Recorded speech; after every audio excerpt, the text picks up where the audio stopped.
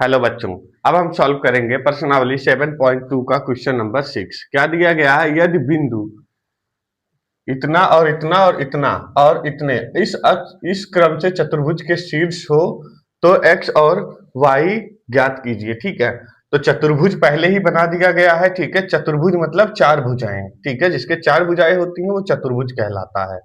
ठीक है, अब इसके चार भुजाएं के शीर्ष जो है क्या है? क्रम में है। क्रम में मतलब ए बी सी डी। ठीक है, ए हमारा कितना है? एक और दो है, और बी हमारा कितना है? 4y है। ठीक है, और सी हमारा है x और 6, और डी हमारा कितना है? 3 और 5। ठीक है, तो जैसे कि आपको पता है कि चतुर्भुज की जो विकर्ण होता है, ठीक है, चतुर्भुज का जो विकर्ण होता है वो क्या होता है? बराबर होता है। ठीक है, बराबर होता है। ठीक है, तो हम इसको ऐसे लिख सकते हैं कि माना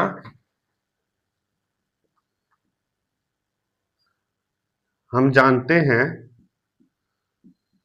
हम जानते हैं कि समांतर चतुर्भुज, समांतर मतलब चारों भुजाएं समांतर। ठीक है, समांतर चतुर्भुज का जो विकर्ण होता है, ठीक है, विकर्ण मतलब ये, ठीक है, ये जो विकर्ण है एक दूसरे के एक दूसरे के क्या होते हैं? सम द्विभाजित करते हैं। ठीक है, सम द्विभाजित करते हैं मतलब ए कर्ण सी को समद्विभाजित करेगा और डी कर्ण इसको समद्विभाजित करेगा। ठीक है, करता है। ठीक है, लिखेंगे अर्थात, ठीक है,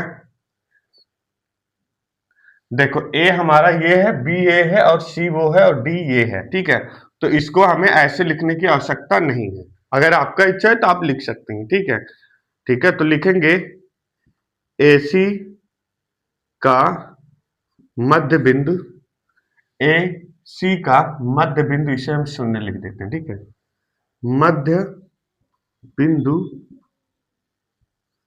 AC का मध्य बिंदु बराबर है किसके?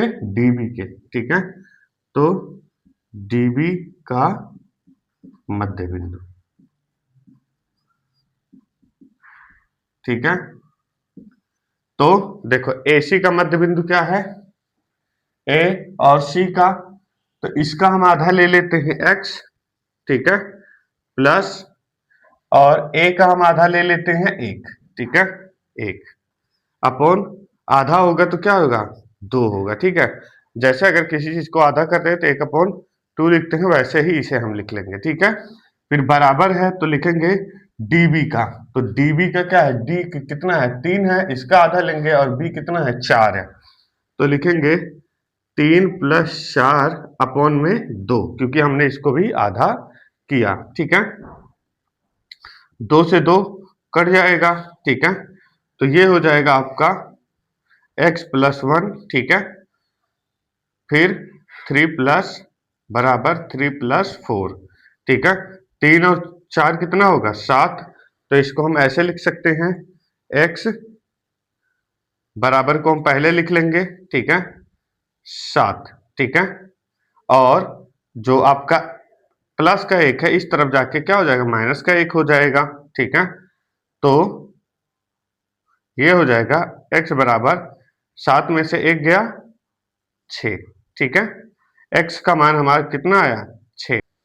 ठीक है, अब हम दूसरे भाग को सॉल्व करेंगे। ठीक है, दूसरा क्या हमारा? a में हमने 1 के मान को लिया था। ठीक है, और x में हमने c में हमने x के मान को लिया था। ठीक है, अब हम, ठीक है, इसका आधा, जैसे इसे आधा किया है ठीक वैसे इसको भी हम आधा करेंगे। ठीक है, तो a का आधा क्या है?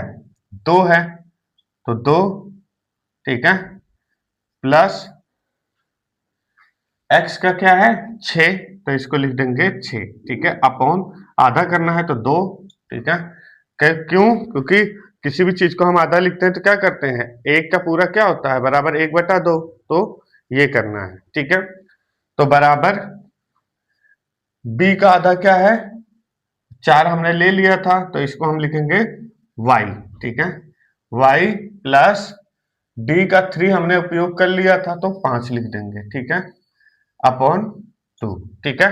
देखो इसमें एक का उपयोग किया गया तो दो का उपयोग किया गया, ठीक है, और 3 का उपयोग किया गया था तो, और इसमें कितने का उपयोग किया गया है 3, 3 प्लस 4, 3 और 4 का किया गया था, लेकिन अब 5 और y का किया जा रहा है, ठीक है।